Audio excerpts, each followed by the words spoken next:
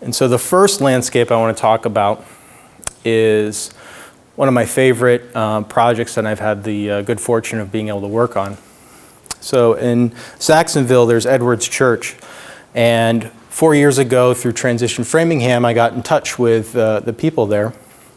And we started thinking about designing an ecological landscape there, an edible forest garden.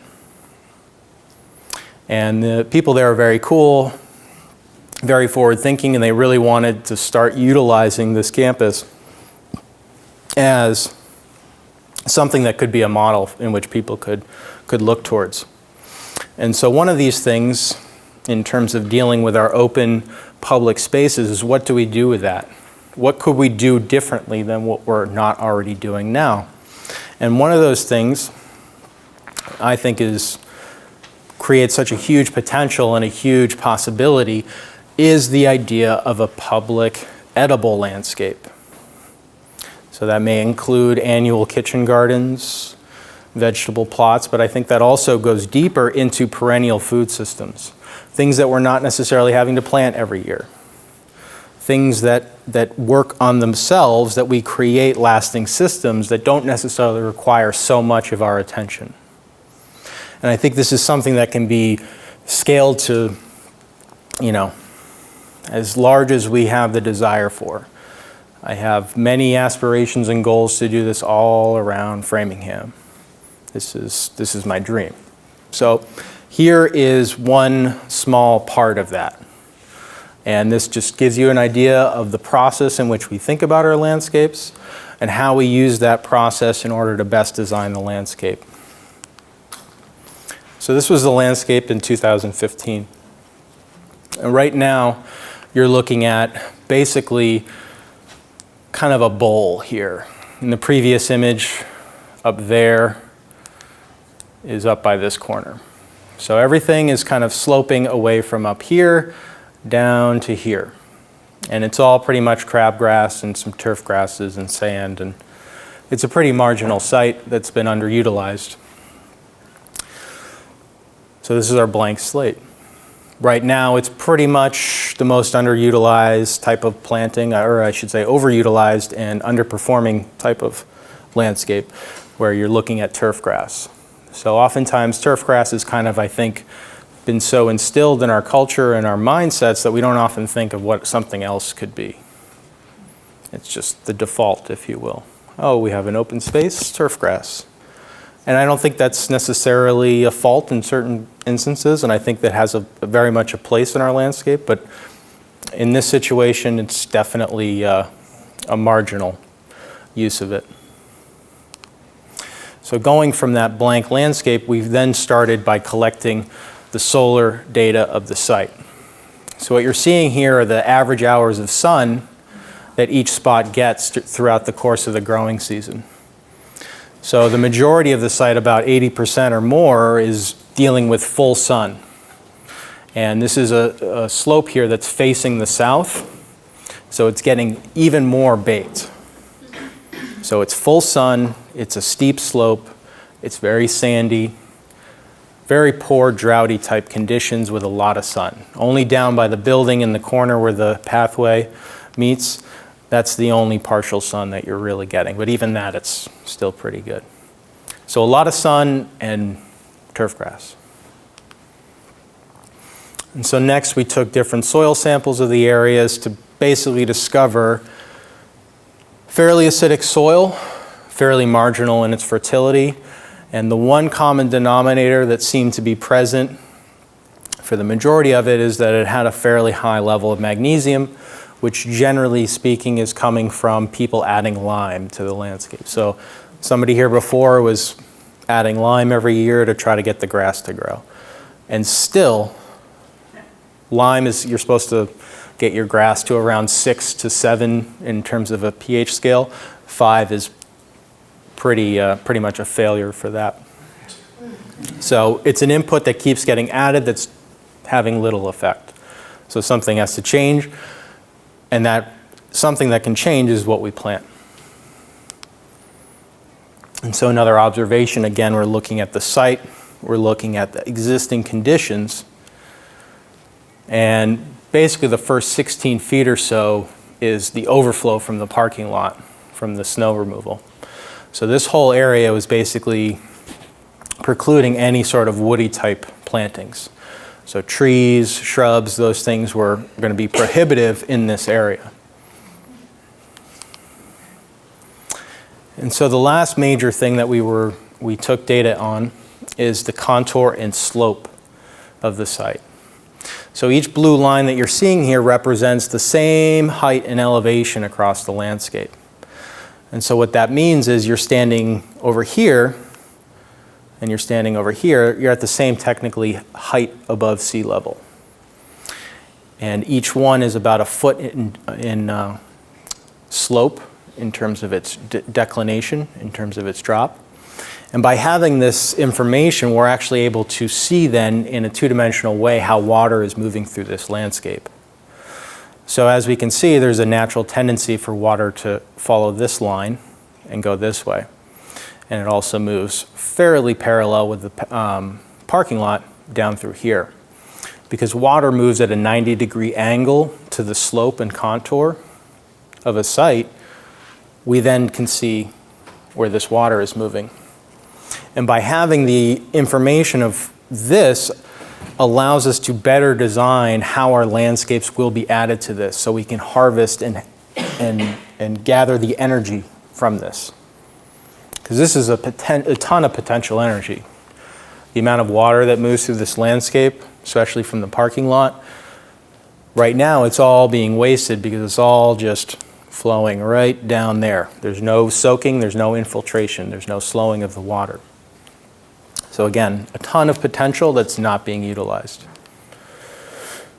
And so all this came together to start informing the basis of just the structure of the landscape itself. So you can see here still highlighted are the contour lines and how that helped influence how the garden itself was laid out. And by putting our garden beds here, here, here, and a little bit over here, on that contour, we're using the garden bed itself to start slowing that water down. So we're slowing the water down, we're soaking it into the landscape, we're letting it infiltrate and replenish that and feed our plants. And the plants are thus stabilizing the area. And in here, basically, you'll see the structure where down here we have relegated most of our woody plants, which are our food, berry-producing plants, and along here as well. There happens to be a little handicap sign right there that helps us not have snow directly get pushed there. So that was our little spot to include another tree. And so as the structure is, you have a little bit of an edible short hedge right here along the path with strawberries. Another edible hedge down here with blueberries and amelanchiers and strawberries as well. And then remembering where that snow is coming from, we had a great potential of a full sun site, very droughty, very poor or acidic pH, I should say, with marginal soil. And those are all situations in which our native wildflowers, grasses can flourish in. And weeds are not necessarily able to utilize those poor conditions as well as our natives can. So this was a perfect opportunity to benefit from those poor conditions. And so we inserted a bunch of native wildflowers and grasses in this site. And this was the main invertebrate shelter habitat food source that would help bring that energy into our landscape and help support the other more human-centered food sources. But as a side note, all these edible fruit plants here are also well loved by our wildlife. So if no one bothered to even come by and harvest this, this would all be still very well enjoyed by birds and other mammals. And so how we got to deciding what plants would fit into this landscape is through essentially data. And right now there's really never been a better time to be into plants. There's so much information out there as to what our plants can do for our landscape and what they are doing for our landscape. So this is adapted from Edible Forest Gardens Volume 2. They have a plant matrix that was basically essential for my understanding of how to think about plants and how to think about how they interact with each other. And so I developed my own database, and through this database, you kind of are able to essentially see what fits, and having the characteristics and essentially data on the plants allows us to make better informed decisions. So you're not necessarily guessing as much, if you will. You're actually targeting, okay, this is facet of upland right here. So those are plants that are going to be doing much better on that uphill, steep, sandy site. And it also allows us to visualize all the interactions in our garden. So we're looking at its use in terms of its edibility, its medicinal features, its function in terms of ground covers, dynamic accumulators, pest confusers, and also its benefits to our native wildlife. And so by having all of this in a digestible visual form, we're able to understand and see in a very whole picture how everything is coming together in our landscape. Right? So we can see where there's holes, where we don't have enough plants to attract butterflies, where we don't have enough invertebrate shelter, where we don't have enough edibles or medicinals. And we can see if there's holes missing in our flowering calendar. So by putting all this information together, we then start being able to communicate and visualize the language of plants and how they're working, but in a way that we can digest, that we can see, that we're not necessarily immediately aware of when we walk into a natural landscape. So all of that came together to create this design, and was the information behind the choices of plants in here. And so that turned into this landscape, which is what it was last summer in 2017. And so this has been, so far, 3 seasons now. We started planting the bottom layer, the trees and woody shrubs, in 2016. Last year, we planted out this edible hedge here, as well as the meadow component. And so everything's an ongoing process. Some things didn't make it due to deer nibbling over the winter, some snow plow damage even with the concepts laid out, and just some trial and error. So a lot of this area in here, I actually tried to grow the native grass from seed while planting landscape plugs, which are pretty developed advanced root systems of perennials, but they're still very much smaller than what you'd find at the nursery store. But just that time differential in their maturity basically prevented the native grasses from really taking over this space, or I should say germinating and filling in. So that's something, lesson learned. You plant your grass first if you're doing it from seed, and plant your flowers later, or you plant everything at the same stage of its growth. So that's something where we're just going to have to insert some more grasses that are already mature. But while we also were here, I was able to observe basically something that was a big problem that I wasn't aware of initially. As much as I tried to observe this landscape and get as much data information, I missed seeing this during a rain event. And so when I actually finally got to see it at a rain event, I was able to observe that up in this corner here, water was collecting and then going straight along the path down to the building. So I was like, oh, okay, there's a ton of water coming from the parking lot and going straight down to the building and by the foundation. Not a good thing. But at the same time, a ton of potential with that problem. It's a ton of water, that's a ton of resources that are being essentially wasted, and a problem. But there was a solution. So this past end of 2017, we installed a water harvesting feature to this landscape that would take this water that was once flowing to the building and redistribute it back into the landscape. So here's a video going through that process. So here you can see this is a landscape as it was before we installed our water harvesting feature. And water is moving all the way from up here, and you can kind of see it moving down through here, and it's all collecting at this one point right here. So water stops there, it doesn't go down further the parking lot, and instead it collects and it moves up this path. And I was told when starting the project they were constantly having problems with water damage in the at the basement. And I think I now know why. So you can see it actually gets fairly deep here. This is about a ½ inch of water. And the way the grade of the pathway is that it was, the high spot was by the parking lot and the low spot was by the building. So all this water was hitting towards the building and then flowing about 8 feet or so from the foundation. So it's really being underutilized. It's creating erosion problems in the landscape and essentially is a hazard. So here you can see it moving pretty rapidly during a heavy rain event. So all of that water from that driveway or from that parking lot is just going right to the building. So a big problem that we then were able to manage.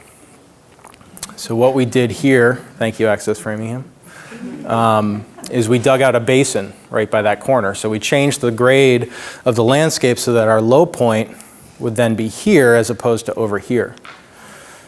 So water now hits this area and fills this basin up, and then we actually dug a trench out here to start watering the garden bed there from all this water. And we basically made our new low point in the landscape right here. So the previous low point was down by the front entrance, right? As I'm pointing out here, that's the new low point. So instead of water when it overflows or gets too big for this water feature, instead of overflowing back down here, by creating the low point back where I was in the path, the water now overflows at that part of the landscape. So it overflows into our garden as opposed to right next to the building. And so this all acts as a passive way to harvest this water and passively irrigate all of these plants along the side of it. And we had a rain barrel that's right there on site. And this is actually a way in which to utilize the very low marginal pressure system that rain barrels produce to irrigate a landscape. So basically just creating a basin in which to store water in the landscape itself. So this is before we backfilled it, but this gives you an idea of how water is moving. And as you can see, water, because of that larger space, gets to slow down and settle before it then moves further into the landscape. So it reduces the velocity of water as it moves through, so it reduces erosion potential. So we backfilled it with stone dust, or I should say crushed bluestone, so that you could walk on it. And so this is a rain event after we installed it. And you can see now water is flowing into this basin here as opposed to down the path. So it's hitting this point here, still coming from the parking lot.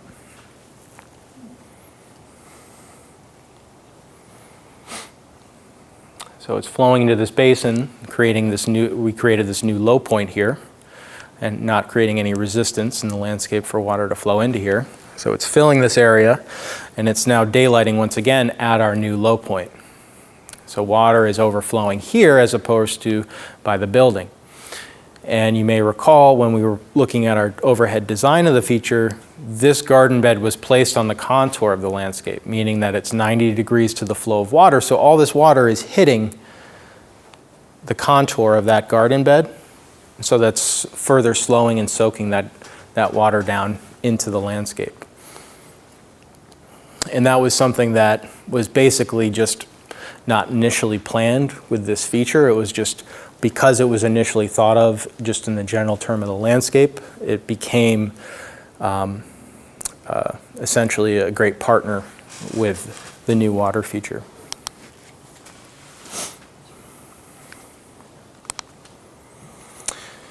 So that's my summary right now as to how the garden stands at Edwards Church. I definitely recommend going to check it out and taking a walk through it. It has a really beautiful display of flowers in the summer.